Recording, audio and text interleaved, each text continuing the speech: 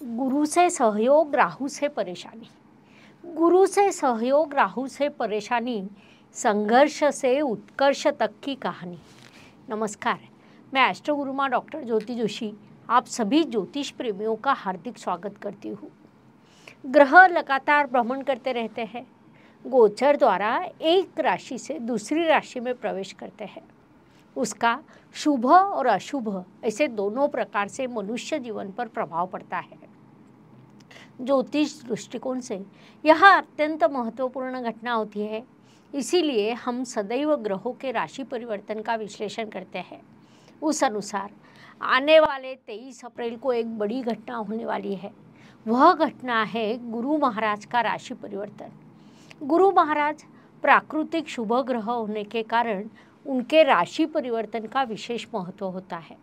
मनुष्य जीवन पर उसका बड़ा प्रभाव पड़ता है, इसीलिए हम राशि के अनुसार उनके प्रभाव का विश्लेषण कर रहे हैं। उसमें आज हम कन्या राशि पर क्या प्रभाव होगा इसे विस्तार से समझने वाले हैं।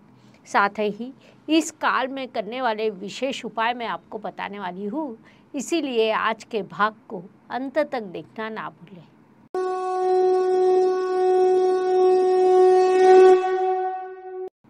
गुरु महाराज के राशि परिवर्तन के प्रभाव को समझने से पहले गुरु ग्रह और उनके कारकत्व को समझना हमारे लिए आवश्यक है। दिनांक 22 अप्रैल 2023 को गुरुदेव मीन राशि से मेष राशि में प्रवेश करेंगे। गुरुदेव जब मेष राशि में प्रवेश करेंगे तब राहु का गोचर 10 अंश से शुरू रहेगा।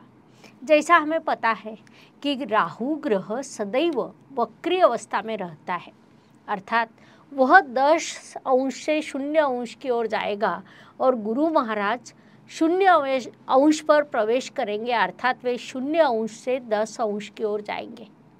यह सोचने वाली बात है कि गुरु की यात्रा राहु की ओर और राहु की यात्रा गुरु की ओर शुरू रहेगी, इसीलिए यह अत्यंत विशेष बात होगी। फिर क्या पहले ही दिन कोई बड़ी बुरी घटना होगी? तो ऐसा नहीं होगा, लेकिन यह दोनों एक दूसरे के विरुद्ध ग्रह है और जब वे एक दूसरे की ओर यात्रा करेंगे तब निश्चित रूप से कुछ घटनाएं होगी, क्योंकि राहु अर्थात भ्रम और गुरु अर्थात ज्ञान होता है।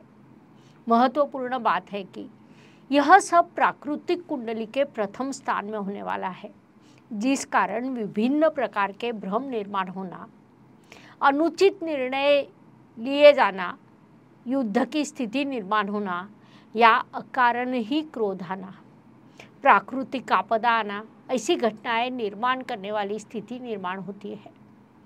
तो क्या संपूर्ण गोचर काल में यह स्थिति बनी रहेगी? तो वैसा भी नहीं होता है। गोचर काल के कुछ विशिष्ट काल में यह परेशानी होगी और काल बदलने के बाद प्रश्न भी बदल जाएंगे, अर्थात प्रश्नों की तीव्रता कम होगी, उसमें लगभग 1 महीना अधिक संघर्ष रहेगा। फिर गुरुदेव का यह गोचर क्या सभी राशियों के लिए अधिक परेशानी का रहेगा? उन्हें गुरु परिवर्तन का लाभ कब प्राप्त होगा? तो यह वास्तविक प्रश्न है। गुरु राहु गठबंधन होने के बाद गुरु जब आगे और राहु पीछे की दिशा में मार्गक्रमण करेगा तब राशियों को गुरु परिवर्तन से लाभ प्राप्त होगा।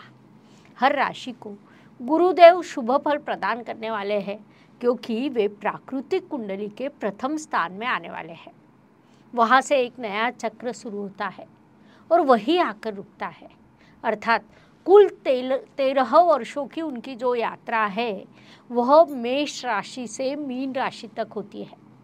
मेष राशि में प्रवेश करने के 6 महीने बाद गुरु महाराज स्वतंत्र रूप से यात्रा करेंगे। वहाँ से हर राशि को वे शुभ फल प्रदान करेंगे, क्योंकि वे दाता है, देना उनका धर्म है। गुरुदेव लाभ प्रदान करेंगे, आपकी उन्नति करेंगे, अर्थात अक्टूबर के बाद अधिक देंगे। ऐसा विचार जब हम करते हैं तब गुरु राहु के गठबंधन का काल निकल जाने पर ही शुभ स्थिति में आएंगे। हर राशि को वे शुभ फल प्रदान करेंगे। सामान्य रूप से राहु ग्रह भले ही अक्टूबर तक युति में रहेगा, लेकिन जून महीने के बाद इस गठबंधन के दुष्परिणाम कम होंगे। वहाँ से गुरु महाराज के शुभ प्रभाव मिलेंगे। हर राशि पर गुरु महाराज के शुभ प्रभाव कौन से होंगे और अशुभ प्रभाव कौन से होंगे, इसका हम राशि के अनुसार अध्ययन कर रहे हैं। हर समय जब हम गुरु परिवर्तन का अध्ययन करते हैं तो कई बार हमें गुरु के शुभ परिणाम देखने को मिलते हैं, लेकिन इस गुरु परिवर्तन का अध्ययन करते समय हमें 3 विभाग करने पड़ेंगे। गुरु परिवर्तन होने के बाद अर्थात 22 अप्रैल से जून महीने तक का एक विभाग, जून से अक्टूबर समय तक का दूसरा विभाग और अक्टूबर से अप्रैल तक का तीसरा विभाग आएगा। इन 3 भागों में गुरु परिवर्तन के परिणाम बदलते रहेंगे। उन बदलते परिणामों को हम राशि के अनुसार अध्ययन कर रहे हैं। उसमें अभी हम कन्या राशि पर होने वाले परिणामों का विस्तार से अध्ययन करेंगे। सर्व ज्योतिष प्रेमी आणि अभ्यासकांसाठी एक परिपूर्ण ज्योतिष बनण्याची सुवर्ण संधी चालून आली आहे। ज्योतिष महासंमेलन दिनांक 11 आणि 12 जून 2023 रोजी पुण्यातल्या पावनभूमीत हॉटेल प्रेसिडेंट प्रभात रोड इथे हे महाअधिवेशन होत आहे। या अधिवेशनात सहभागी होण्यासाठी आपल्याला आधी नाव नोंदणी करावी लागेल। त्यासाठी शुल्क आहे केवळ 1800 रुपये आणि 20 एप्रिल पूर्वी नोंदणी केल्यास मिळेल 200 रुपयाची मोठी सवलत। विशेष प्रतिनिधी किंवा समिती सदस्य म्हणून नाव नोंदणीसाठी अनुक्रमे 4100 आणि 2500 रुपये शुल्क असेल। अशा सदस्यांचा होईल मान्यवरांच्या हस्ते शाल, श्रीफळ आणि स्मृतिचिन्ह देऊन सन्मान। सर्वांसाठी असेल चहा, नाश्ता, भोजन, हाय टी। मग उशीर कशाला? 9850098688 या नंबरवर फोनपे, जीपे करून आपली नोंदणी निश्चित करा आणि महाअधिवेशनात सहभागी व्हा। नोंदणीसाठी पुन्हा एकदा नंबर सांगते, 9850098688। अधिक माहिती तुम्हाला डिस्क्रिप्शन बॉक्स में उपलब्ध असेल। कन्या राशि की दृष्टि से विचार करें तो गुरु महाराज राशि परिवर्तन कर आपके अष्टम स्थान में प्रवेश करेंगे। कुंडली का अष्टम स्थान बाधा, समस्या और संघर्ष को दर्शाता है। कन्या राशि के लिए गुरुदेव अकारक है, साथ ही सप्तमेश का संबंध जब अष्टम स्थान से आता है तो घर में कहीं न कहीं विवाद निर्माण होना, जीवन साथी से अनबन होना, ससुराल का प्रभाव बढ़ना जैसे प्रभाव मुख्य रूप से सामने आते हैं, जिस कारण वैवाहिक सौख्य की हानि होती है, व्यावसायिक भागीदार से परेशानी होती है, व्यवसाय में भी बाधाएं निर्माण होती है। मूल रूप से यह स्थान नकारात्मक है और गुरु जैसा अकारक ग्रह, उसमें भी राहु से होने वाला उसका गठबंधन नकारात्मकता को दर्शाता है। शुरुआती काल में गुरु की यात्रा राहु की ओर और राहु की यात्रा गुरु की ओर रहेगी। इन सभी का कहीं न कहीं एक बड़ा नकारात्मक प्रभाव कन्या जातकों पर होगा, अर्थात पारिवारिक सौख्य की हानि होना, परिवार में विवाद निर्माण होना, आर्थिक हानि होना, हॉस्पिटल का खर्च बढ़ना, मानसिक शांति भंग होना जैसे प्रभाव कन्या जातकों पर मुख्य रूप से होंगे। विशेष रूप से 22 अप्रैल से 25 मई तक प्रभाव की तीव्रता अधिक रहेगी। इसमें बदलाव होगा, अर्थात यदि आपका व्यवसाय या नौकरी इंश्योरेंस क्षेत्र से संबंधित हो, संशोधन क्षेत्र में आप कार्यरत हो या किसी धार्मिक संस्था से आप जुड़े हो तो परिणामों की दिशा भिन्न होगी। कार्य में आपके लिए सफलता का स्तर बढ़ेगा। आपका खर्च अवश्य होगा, लेकिन वह उन्नति के लिए होगा। यहाँ तक कि आपके कार्य का प्रचार और प्रसार भी हो सकता है। साथ ही 25 मई के बाद आपको सकारात्मक परिणाम प्राप्त होंगे, इस बात को मुख्य रूप से ध्यान में लीजिए। ज्योतिष का अध्ययन तथा शास्त्र की शास्त्रीय तरीके से पढ़ाई करने के लिए मेरी 2 किताबें प्रकाशित हो चुकी है, उनका अवश्य लाभ लीजिए। जैसा कि हमें पता है, गुरु महाराज को पंचम, सप्तम और नवम ऐसी कुल 3 दृष्टियाँ हैं। स्थान के साथ इनकी दृष्टि भी महत्वपूर्ण होती है, क्योंकि उनकी दृष्टि का बड़ा प्रभाव पड़ता है। यहाँ तक कि गुरु महाराज की दृष्टि को अमृत दृष्टि कहा जाता है। साथ ही राहु को भी 3 दृष्टियाँ होती है। उस अनुसार अष्टम स्थान के गुरु महाराज की पंचम दृष्टि आपके व्यय स्थान पर होगी। कुंडली के व्यय स्थान से हम अचानक अप्रत्याशित आने वाले खर्च, हॉस्पिटल के खर्च, परदेश गमन और आध्यात्मिक उन्नति को देखते हैं।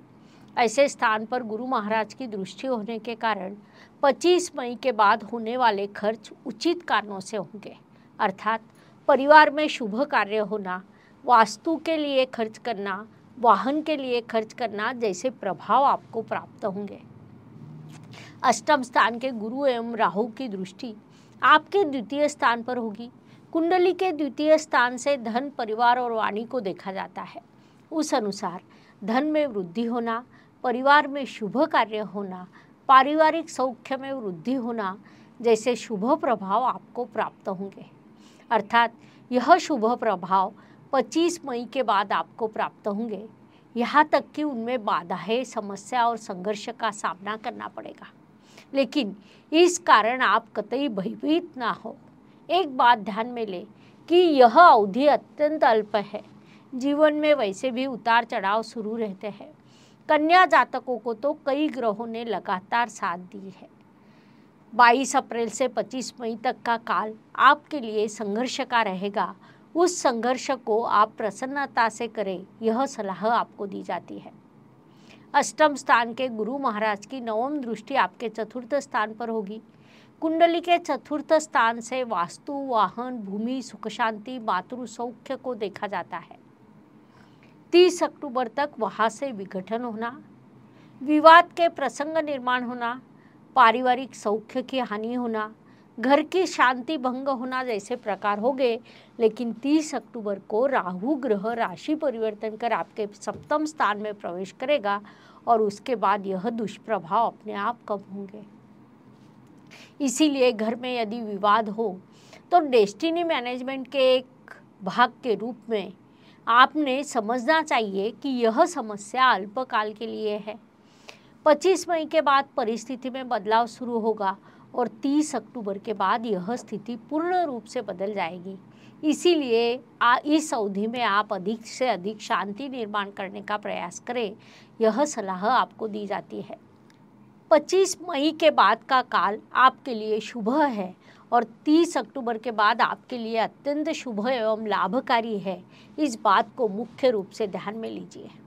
उपायों की दृष्टि से विचार करें तो ज्योतिष में कई छोटे छोटे एवं सरल उपाय बताए गए हैं जो कोई भी सरलता से कर सकता है।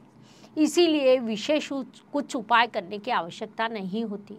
साथ ही उपाय भले ही छोटे हो लेकिन उनका परिणाम बड़ा होता है। शर्त केवल इतनी कि उपाय पूर्ण श्रद्धा से करना चाहिए। उस अनुसार कन्या राशि की दृष्टि से उपायों का विचार करें तो आप गुरुवार के दिन किसी मंदिर में केले के पेड़ के नीचे घी का दीपक जलाएं। साथ ही गंगा स्नान करें। इन उपायों के आपको अत्यंत शुभ परिणाम प्राप्त होंगे। इस प्रकार मेष से लेकर मीन तक हर राशि के लिए गुरु महाराज का राशि परिवर्तन कैसा रहेगा, यह समझाने के लिए हमने 12 वीडियो आपके इस चैनल पर अपलोड किए हैं। हर एक वीडियो हम विस्तार से समझाते हैं।